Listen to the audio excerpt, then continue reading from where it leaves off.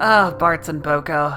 I thought this card was pretty cool when it was spoiled, and I'm positive you could do something cool with them, but this is not a card that does very well in the command zone. The problem mostly comes from the pool of playable mono-green birds, or perhaps more accurately, the lack of one. Aside from the artifact ones that are at least decent in their own specific archetypes, the most playable birds in this color are Birds of Paradise, Gilded Goose, and Owlbear Cub, which provide a collective 3 power to Bartz and Boko's ability, and it all comes from that last one. Saz's Chocobo can get pretty big, and Traveling Chocobo provides a little bit of value, but for the most part, the best birds we can play are things like Chameleon Colossus, which limits our game plan pretty significantly. That being said, there is still a glimpse of something here.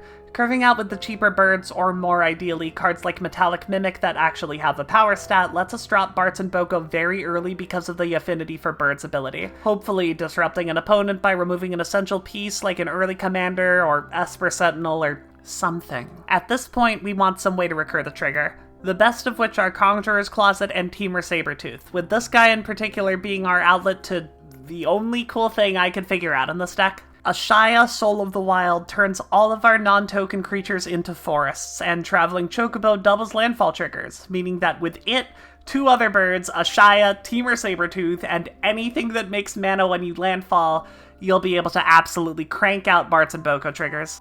Sure, this is a minimum 6-card combo that doesn't give you anything besides a very limited removal engine, but no, I don't have a but, this just sucks. Fauna Shaman, Court of Calling, and Shared Summons can help you find the pieces, but realistically you're winning with a Pathbreaker Ibex or a similar effect in Finale of Devastation. Bartz and Boko are not very good, but the card is funny, and if I ever build Ruka Rumel, it's gonna be Bird Slivers, and Bartz and Boko are gonna play a very key role.